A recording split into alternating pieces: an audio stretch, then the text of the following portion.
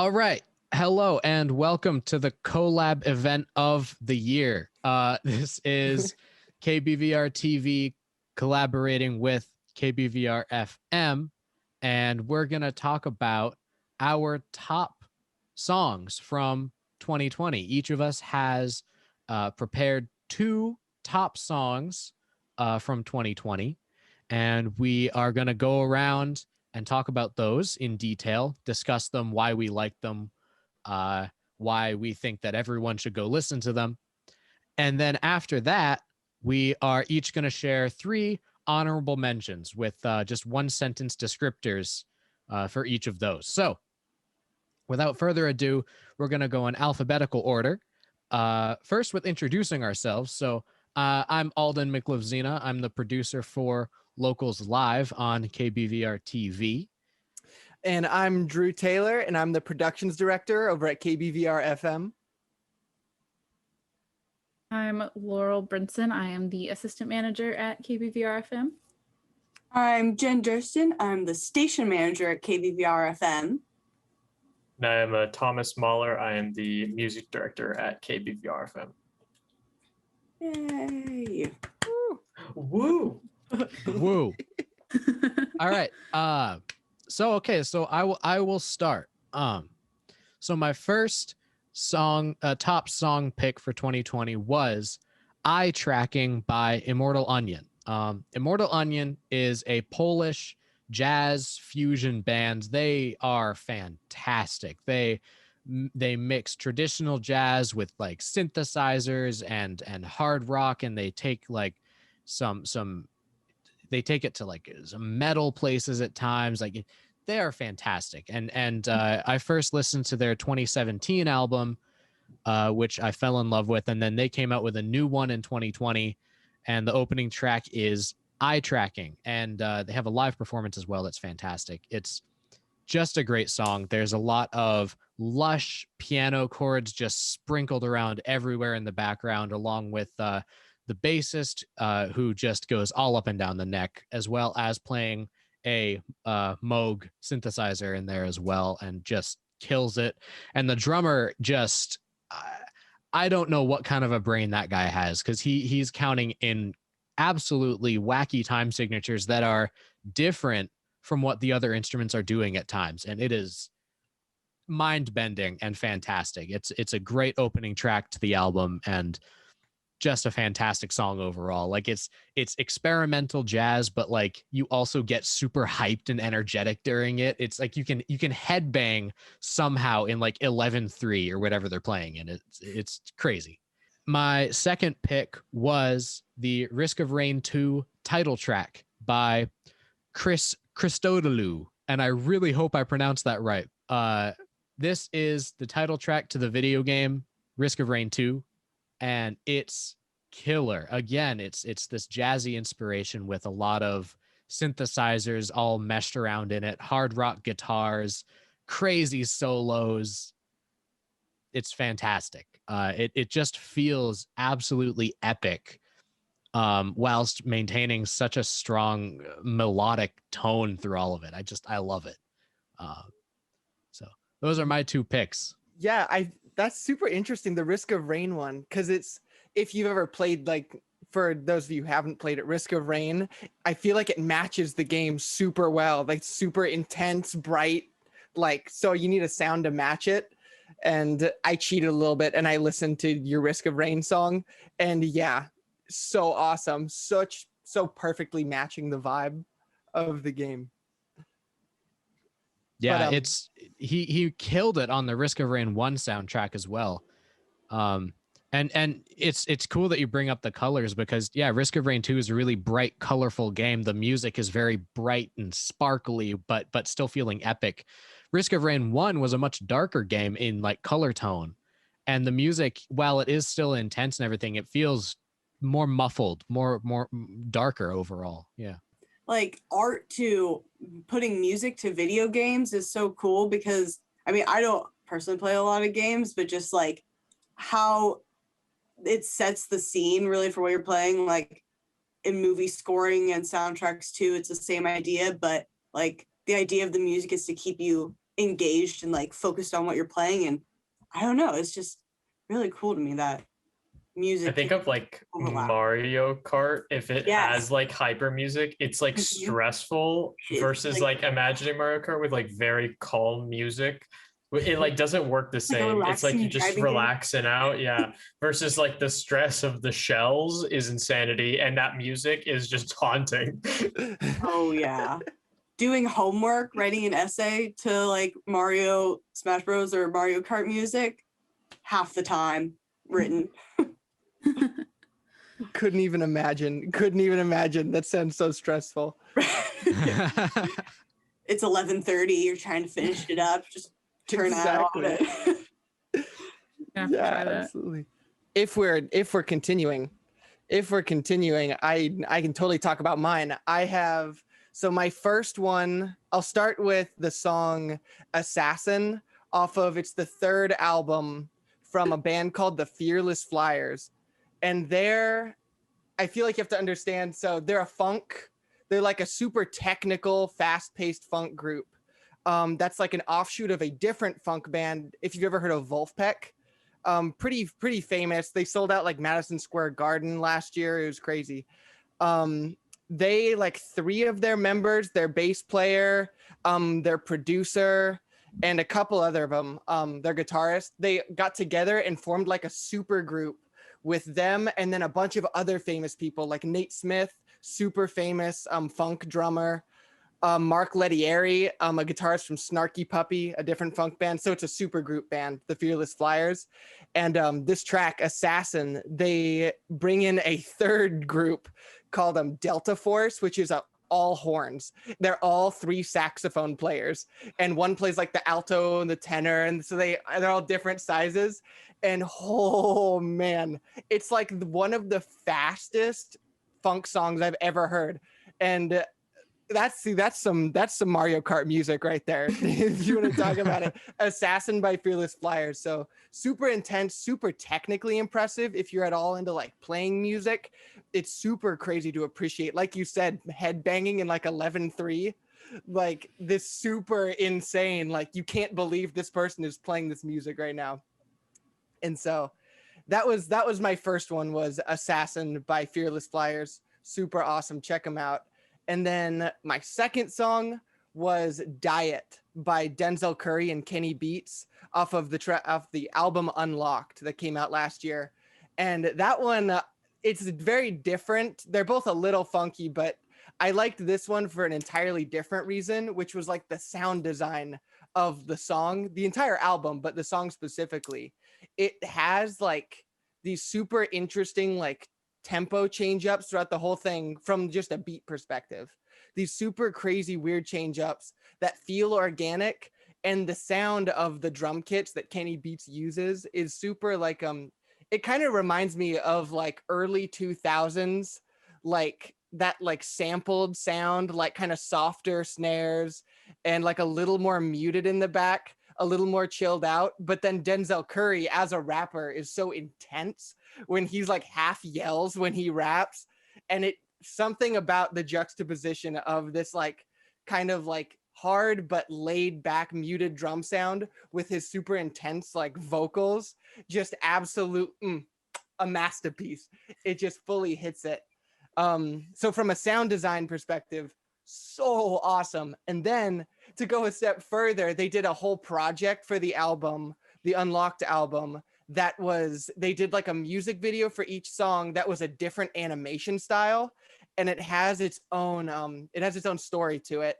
But basically everything has like its own specific. So they did like a Japanese horror anime like music video for one of the songs. I think this song, the song Diet, is done in like the style of Robot Chicken.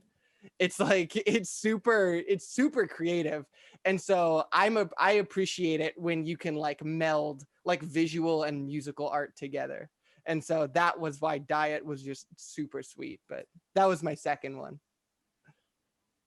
Awesome. Yeah, no, I've listened to quite a bit of Denzel Curry. I honestly forgot that he even put something out last year. So when I saw it on the list, though.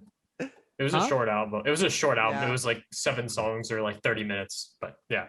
Yeah. Mhm. No, but when I saw it on the list, I was like, what? Wait, I gotta go listen to it. Yeah, it's so sweet. And I like that. I love it when songs are shorter and like albums are shorter. I feel like digestible is like my favorite thing. If I can sit down and listen to it like while I work out, start to finish, that is so sweet to me. And that might be a hot take because I know a lot of people like that is a hot longer take, and I'll songs. be addressing that in my songs. Thank you very much. I think quick, to the point, get in, get it done. Incredible. All right. If we're moving on, we got my top pick has to be, it was tough, but I'm going to go with Rapture by Declan McKenna. His album Zeros was a very long time coming. His first album was put out in 2016. So when he was 16. So it was very interesting because this is a much more mature album for him. We really like saw him grow as a musician. And the first time I heard this song was on a road trip at 8 a.m. in like the pouring rain, and that was not the vibe of the song, so I like skipped it. And then when he put out the music video for it, I was like, wait, this is really good. It's very like energetic. One thing I like about Declan McKenna is that he like totally embraces his influences of David Bowie and like that like super like 80s like glam, like over the top. Like he's very intentionally like a rock star in his own right, which I think is very cool. But yeah, I just think that this song, he like has like a screaming bit at the end because it's about a rapture, like it's about like the end of the world. And so I just think it's very interesting. Also, I just have to say, I'm sorry if you listen to it and you're bothered by the fact that he pronounces nature as nature so that he can rhyme it. I know that has caused beef in his fan base, but I think that's funny. And then my second pick is my favorite artist that I discovered last year, Teddy Hyde. It was off of his second album, Splitsville. And this is a song that got me into him, Terry's Taxidermy. It's not for everyone, so I understand that, but this album was like heavily conceptual, and it goes through like the first song is a plane crash, and then it's like this guy like wandering around the town. This was actually, so he put out this album in January, and then he put out another album towards the end of the year, and now he's putting out another album. So this man is on a mission. He's making music, totally crazy. But I was just super drawn to how weird this song was. It's about a dude doing taxidermy on humans, which is super weird. And you got like scissor noises. It's like totally Tim Burton vibes. 100% Edward Scissorhands. That's exactly, because I went ahead and listened to your top two, and second one, the taxidermy, I was like, that's exactly what I thought. I was like, whoa, like Edward Scissorhands, Tim Burton vibes. Like I thought it'd be off-put the whole song, like with those scissors in there, but I really like, I liked it a lot. Yeah, he's making weird stuff. I also just love his voice. I think I described it as a mixture of Frank Sinatra and Jack Strouber. Like he's making weird stuff, and it's like super, but he also has like this like show tune voice type of a vibe. So yeah. One thing that I really loved about that song was the way that they like kind of did all the recording processing. Like on the vocals, it totally sounds just like recorded as a show tune, like totally. It sounded like he sang a little farther away from the mic than you generally would, so it sounds like it's like a choral jazz solo type thing. But then I thought that was really interesting how it compared to all the like sampled sounds, like with the scissor, like rhythmic like scissor sounds and the zippers and like all this kind of stuff. Yeah, that's interesting to hear you like talk about like the technical side of it, because I've just like, I had a day last year where I listened to the album front to finish 7 times in a row in one day. So like I'm just like super attached to this album. So it's interesting to hear that it's like actually interesting from a musical perspective. Yeah, the technicalities that you all hear in it is very cool. That's just something that's over my head. Yeah, so I'm like, I just think it sounds dope. but if we're continuing on, my top 2 songs from this past year were off of my 2 favorite albums of this year as well. So it was a little hard to like narrow down my favorite songs off the albums. But the first one, I think, I want to say it was not everyone's favorite song, definitely not, but I want to say like a lot of people's favorite song from the year, possibly, which was Good News by Mac Miller off of his postmortem album, Circles. And it was, I know, tears. So sad. Yeah. But what was a little sad, but also like really, I don't want to say cool because it wasn't cool, but like that song and then this album like got me into Mac Miller. I was had never really explored his music before, and for some reason never really thought to, but then when Good News came out, I had heard it a few times and was like, oh my god, like his voice is amazing. And like I think maybe like 3 of his albums were a lot more of him singing, but I don't know, it was just this album and the song was like so poetic, and I don't know, you could kind of hear how sad he is in it. So it's like it's miserable but beautiful at the same time, and just having a release after his passing was, I know, so emotional for a lot of people. So it was really cool to like, again, not cool, but interesting to be drawn to an artist after their work, because I do have a little bit of beef with people just in general who sort of gatekeep artists when you get into them, after they're gone or after they're no longer popular or whatever it is, or, if they've been popular for so long, people that are like, oh, you're just now listening to them. It's like, yeah, like, I don't know. You find artists at different times in your life when you need them most, I think. And I think I found this album and this song when I needed it a lot. So it was a very special song to me this year. And then my second favorite song off of one of my other favorite albums from this year, Nectar by Joji. My favorite song technically off the album is Sanctuary, but that was released as a single in 2019. So I felt a little bit like cheating. So I picked Pretty Boy by Joji as well, featuring Lil Yachty, because I love the beat in that song, like the dunna, dunna, dunna, dunna, dunna, dunna. I think it was so cool. And I love Lil Yachty. I think he's like so goofy, but also just like a really talented and fun artist. But this song and album I love so much because I think Joji like really stepped into being a fully like only known as a musical artist probably in his last album, Ballads 1, I forget the name of the album, but like Dancing in the Dark, when that popped off and went viral, I think that was like people started recognizing him not just as his YouTube persona, but like as an actual artist and as like his new artist sort of embodiment, Joji. But then this album, I think, really stepped him up and was like, no, he is like a fully like sort of he's more known as an artist now and his music than he is for his YouTube days. So I think just seeing him transition and finding himself in this album was really cool. Like the whole front to back album, really beautiful, and a lot of great collabs on that. I love when an artist can put really cool features and collaborations in an album. So very fun listen. But yeah, those are my top 2 from the year. Yeah, I really think that your inclusion of Joji is fantastic. Joji is just great. And I think that honestly, Nectar is I liked a few songs from Ballads, but I liked a lot more from Nectar. And I think part of that is because he wants to have this like a certain aesthetic.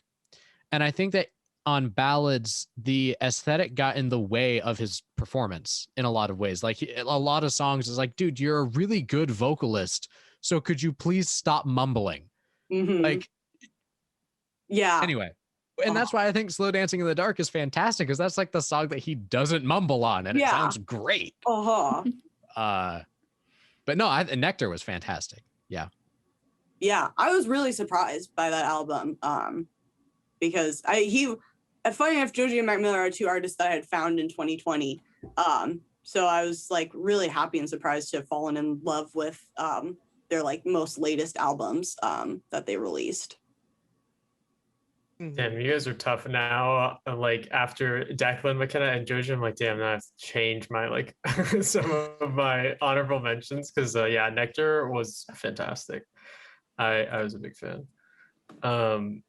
Okay, I can get into mine. My first song is gonna be "After Hours" by The Weeknd, and in spite of Drew, actually, the length is like, it's like 6 minutes, so it's longer than a like commercial song, but I really like songs that extend and have like almost a split point where the song like changes into a new vibe. And I think of like 3500 by Travis Scott, or just the length of like a song like Purple Rain by Prince. I really like when a song like extends and they can like focus on one thing, or even like just a line, a lyric or something, and then they like make that really elongated. I really like when an artist does that. So that song has a really great like beat switch in the middle, and the whole vibe of that album honestly is great. I like when an artist has a theme and it doesn't just feel like jumbled songs. So highly recommend that one. Next one was "Send Me Your Lovin'" by Jungle Giants. I don't know if there's a reason why I like this song so much. I think it was just super catchy and it fit my mood at the time. The chorus is great and it has like a great synth like closing solo, but I can't honestly speak to it. I think it's worth a listen. It's like an electronic pop song, but yeah, it is a great song. And random fun fact, that just listening to that song, I think they found me as one of their like top 5% listeners on Spotify. So now I'm in like a fan club, basically because I spam that song. They invited me to be like a part of their fan club. So for the Jungle Giants? Shout out Jungle Giants. I'm in like an exclusive club where they like have it, just because I listened to that one song so many times. But yeah, that song is amazing. I'm a big fan. That's amazing. That's super interesting. And like, as you were saying that, because I was thinking about the song "After Hours," and one of the things that I think makes that song so like awesome is because that like intro is so much build up.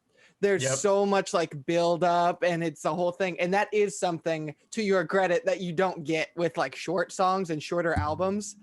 I feel like you have to invest more energy into like listening to it, and you maybe have to be in a more dedicated space to listen to it. But it is worth noting that absolutely for a song like "After Hours," man, that drop is worth it. That is worth it. It goes so hard. It's so sweet. So yeah, it's like a 3-minute, 30-second buildup. It was probably like the longest buildup for a drop I've heard like in a song before. It was amazing though. I love long songs too. I think that's worth it sometimes. Yeah, Metallica changes you. I'm with you on the long songs thing. I mean, I listened to doom and stoner metal for years, and you got 25-minute songs in there. It's fantastic. Yeah, it's great. I love it. Well, TV show as a song. Yeah, right. The full episode. Jen, what's your take, Jen? Everyone else is pro-long song. Pro-long song? I stand alone. I also value short both. songs. You can be both. I'm both. I will say. I have to really, really get into a long song, but also nothing really over like 6 minutes. I think 3.5 to 4 minute song is my sweet spot. Because like there's some 1 minute songs that I love so much and get so angry that they're only a minute. But then there's also 2 minute songs where I'm like, that was perfect. Just leave it where it's at. And so you can listen to a Beatles album in like 25 minutes. It is incredible how fast they make their music go. I also love songs that are like 8 minutes long, but you don't notice that you've been listening for 8 minutes. You're so into it that it's just that time passes so fast. Man, Infected Mushroom does that to me. They have like 12-minute songs, and I listen to it, and I'm like, wait, what? I thought They that was do like, the So great. Rocket League soundtrack, right? Am I getting that correct? oh yeah, they did. Yeah, they have a song in Rocket League. Yeah, Okay. Oh, I might Sorry, know I it was just then. making sure I knew a random connection. yeah. They're great. Go listen to them. Do we want to do our honorable mentions? Yeah. So I want to start by saying, for my honorable mentions, it was really difficult.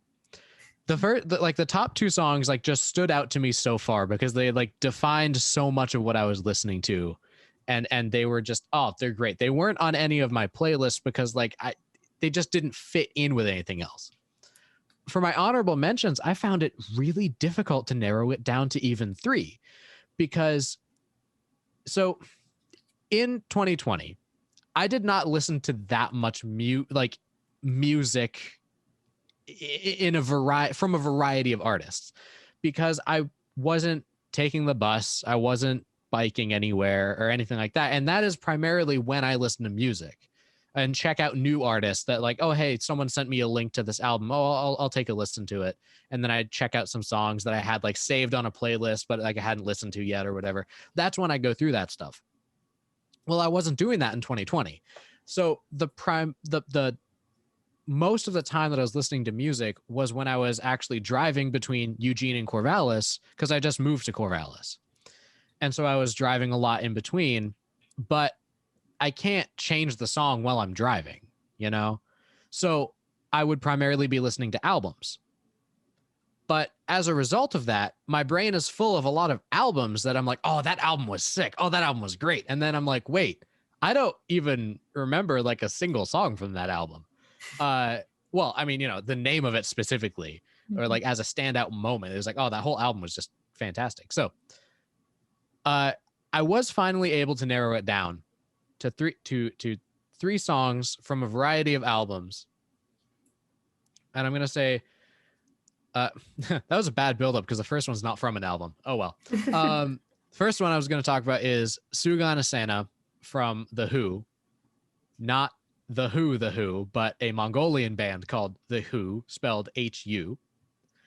They do basically what they call Hun metal. So they have like traditional throat singing and traditional instruments run through distortion pedals, and they are just fantastic. And this was a song that they technically made for the Jedi Fallen Order game that came out some time ago, and it was just fantastic. Like it's a killer song, great composition, fantastic melodies. The production is just incredible. It's great. So there's my too long of a description. I'm going to cut it down for the next one. Next one is a song from a band I listened to ages ago called Area 11, a song called New Magics. I would say this song is primarily like if you took mid-2000s emo, but then made it like instead of being the beaten down character of the story, you are the hero of the story, but it's still emo music. It's really good. And then I was going to put Blinding Lights on here by The Weeknd, but that's a 2019 song. So I went for the next best thing and I did Midnight Sky by Miley Cyrus because that song bops. That song is killer. It's exactly what I love about Blinding Lights. It's this punchy, catchy, it feels like it's oozing sparkle production style with fantastic melodies that you just desperately want to just shout along to. It's so good. It's so fantastic. And I'm really hoping that the next like big sound in pop music is this like ridiculously overproduced 80s inspired sparkle glory. I really hope that that's like the next big sound, just like how trap music was kind of the next big sound for a long time. And you had, you know, Ariana Grande and people like pushing that sound. I'm really hoping that this just exaggerated 80s inspired glitziness is the next big thing. I really, really hope so. I'd be all for that. Oh yeah. so much. 2020 Miley popped off. Just like her complete transition from pop to like glamour rock pop was so insane. I agree. Like that, bringing back that sort of synthy glamour rock sort of 80s, like all for it. Like, and this year pop punk is coming back like more and more. I love to see it all come back in like a new way. Dude, skater punk and ska is coming back because of the Tony Hawk's remaster, and I'm so happy about it. I am Ska? Yeah, is ska coming back? Is it happening finally? I've hey, been seeing it no happening. one hate on ska, okay? Some of it is good. If you Ska like is brass, killer. yes. If you like brass, like if you like trumpets, you like sax, like you like ska is the genre for you. It's fun. I'm Mighty Mighty Boss Tones, anyone? Like bangers. Oh yeah. But yeah, so I'll get into my three. I had the opposite problem as you, Alden. I had like the exact opposite. I felt like I had like this like really good pool of songs, and then I just like I could not put like two above the rest of them. And so these are incredibly honorable mentions. Let's say that. These are the most they're knighted. They're incredibly honorable. Highly honored. Oh yeah. And so then I'll kick it right into it. The first one I'm gonna do "Levitating" by Dua Lipa off of Future Nostalgia. Oh man, talk about hearing like older sounds come back. I'm hearing like it's like a new take on. It's almost like funk, like disco guitar. Like it's the super drivey, like almost if you know who like Nile Rodgers, the guitarist from Chic from back in like the 70s. It almost reminds me of that sound of super like rhythmic, almost putting more emphasis, less lead and more emphasis on like rhythm guitar, which I love so much. That is like, it's the epitome of like 70s minimalist funk. And I feel like I'm just seeing hints of it in Levitating. And so if that's what you're into, take a listen to that. And then my second one has got to be the Ringtone remix off of, I think the album is called, it's by 100 Gex, but I think it's called, isn't it 1,000 Gex? It's like 1,000 Gex in the Tree of Clues.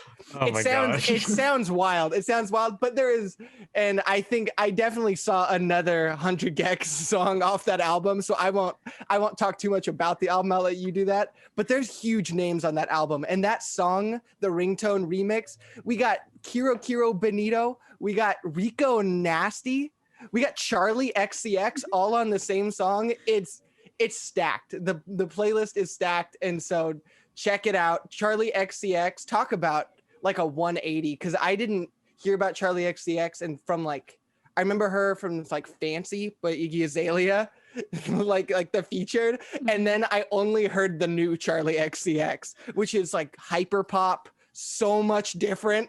I didn't know it was the same person. I had to like double take, and it's so awesome, super innovative, like distinct sounding. So definitely give that one a listen. And then my last one is one that was like kind of a weird deep cut that Spotify threw me at the start of 2020, and it's called Okay Okay by the band Hoko. And I honestly, when I heard that song, that was their only song that they had out, and I honestly don't know much. I cannot find anything about the band Hoko. Like they're relatively new, like last year, and I wanted to do a segment on my radio show for them, and I just couldn't find enough information on them. But it's it's like combining rock with like really heavy, like synthy bass sounds and like super punchy. So it's like electronic and like rock had a baby, and they made Hoko, and it's so good. So if you're a fan of like a classic rock, like a little more classic guitar, like lines, heavier singing, but want something that's a little more modern sounding, that would definitely be the way to go. Definitely check out Hoko. But yeah, those are my three. That's my spiel.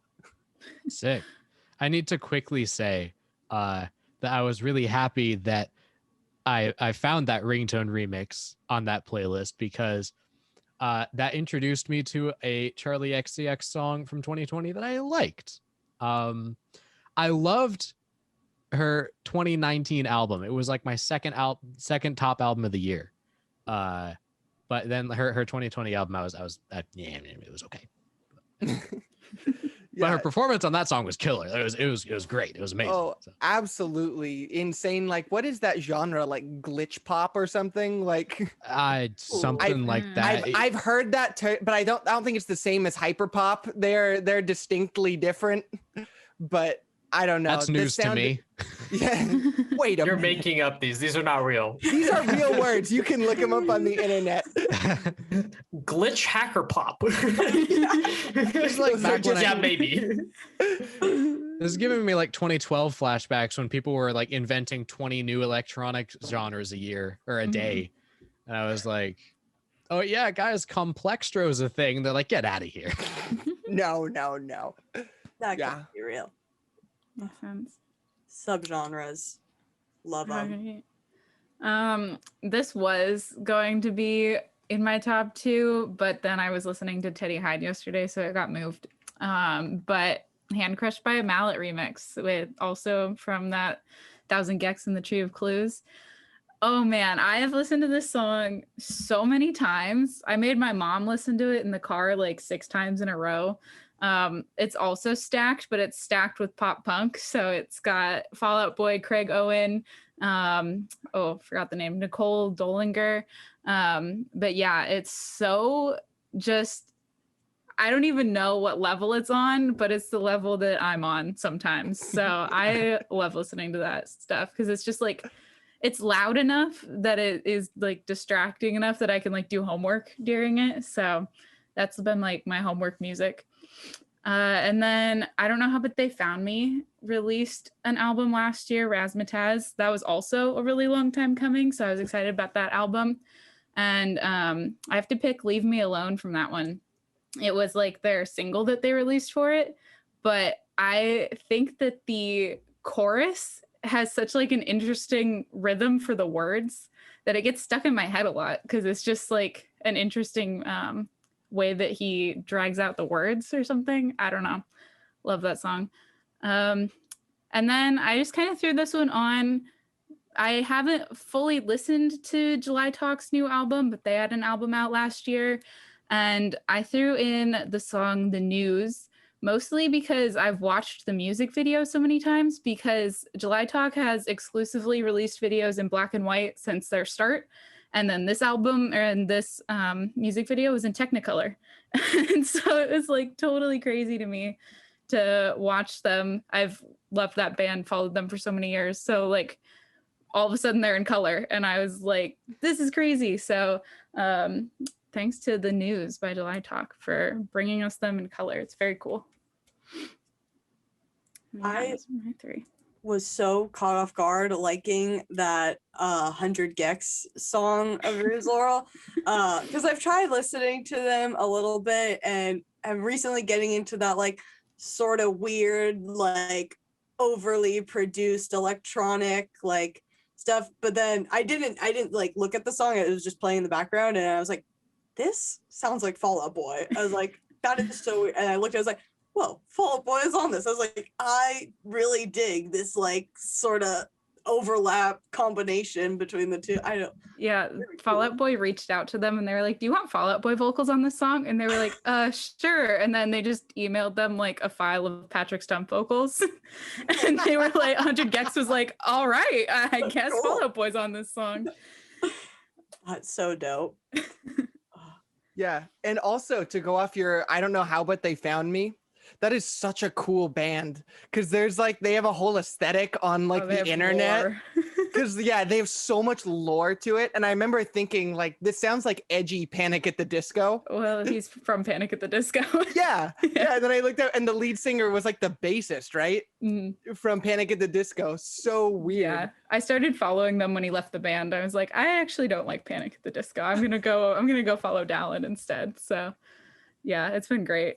The You're lore. the first person to choose the bassist from the band. As like, you know what, that lead singer, guitarist, I don't know about that. That bassist though. I mean, the lore of that band. Brandon here is a little questionable these days, so I don't blame you. True. my honorable mentions, keeping with my love of internet comedians who turn to music, I have, I'll censor the name in case we put this on the radio, Broke B by Tiny Meat Gang.